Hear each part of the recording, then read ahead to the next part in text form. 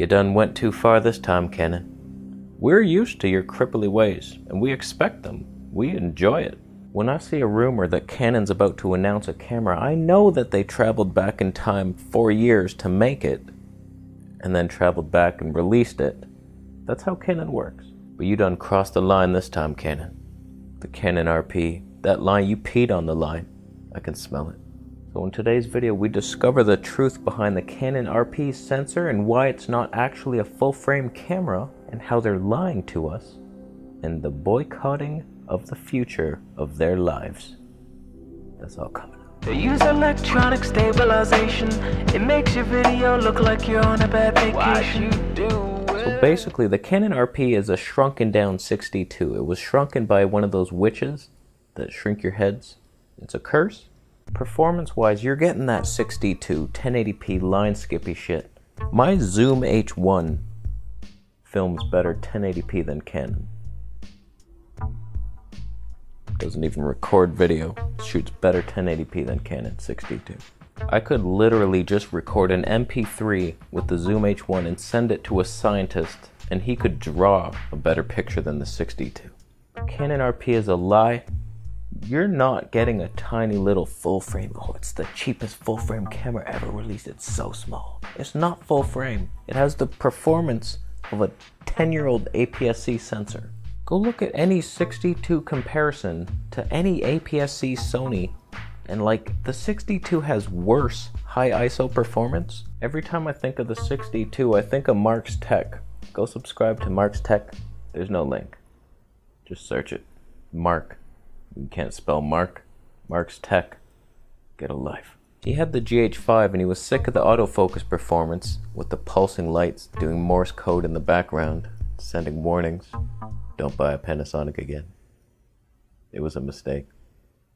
Sell the camera. So we got the 6D2 and immediately I was like, oh, that looks worse. Like, it's less sharp. It's just line skippy shit. It's not even a good 1080p. In 2019, Canon doesn't want to give you 1080p. I can understand the 4K. It's like, no, we're not ready for that. But 1080p. So looking at his footage with the 6D2, it's like, it's so noisy. He has a good light, and like the shadow corners are just like triangles of Kraft Dinner dancing. They dance. The noise dances in Canon. Not even modern dance like hip hop or something. It's like salsa dancing with a cane and a dress and a man.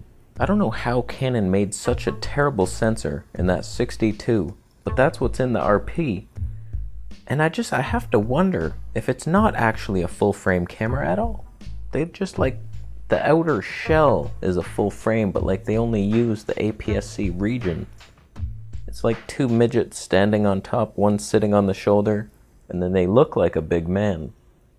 But if you just kick one of the legs out, they crumble. That's what Canon is. Canon is two midgets standing on each other. That's a porno waiting to happen. So if you get this Canon RP, you barely get any of the benefits of a full-frame camera. Your low light performance is worse, if anything, than a Micro Four Thirds camera. The only way you can shoot above ISO 800 is to film in a snowstorm and pretend all the noise is snow. That's your only hope, and that gets cold quick. Let me explain something here. Do we have a cat sighting? Reggie. It's just his ass. Is this enjoyable for you? Probably not. The Canon 6D2 was announced 2 years ago, but in tech years that's like 8 years. The problem is they used 8-year-old technology in the 6D2 2 years ago, so 8 plus 2 is 10, that means it's 40 years old, the technology in that camera. Canon being the slow-witted stepchild of the Canon manufacturers, you add another 20 years onto that, the 6D2 is a 70-year-old camera. 40 plus 20 is 70.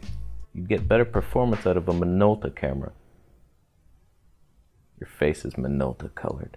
So how does Canon think it's a good idea to use a 70-year-old sensor in a modern camera release and think we're just gonna stand by and laugh along with their jokes? They had a meeting about it. We should probably listen in on it. Okay boys, the 6D2 may have been a flop, but we did print 90, 100 million of those sensors. We gotta do something with them. What can we do? We could put them in sunglasses so people can look through the sensor into real life and get new information like the Terminator.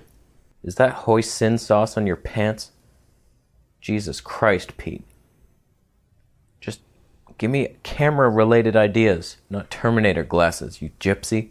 We could take most of the features out and shrink the camera body and then charge less. Someone might buy it.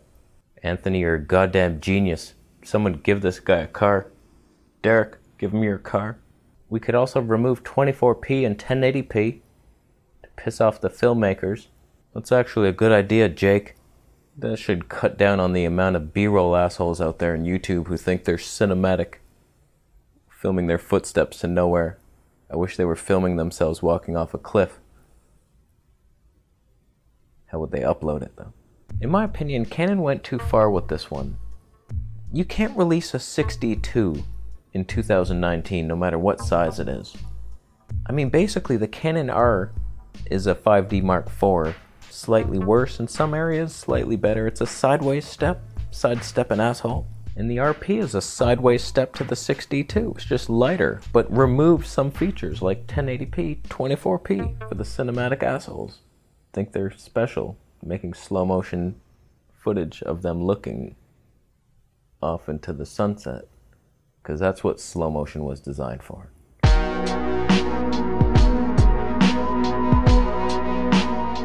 Canon done went too far on this one.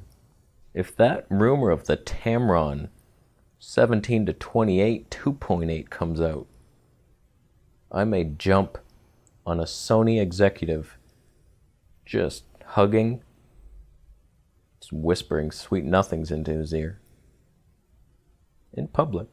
Tamron is just a fantastic company.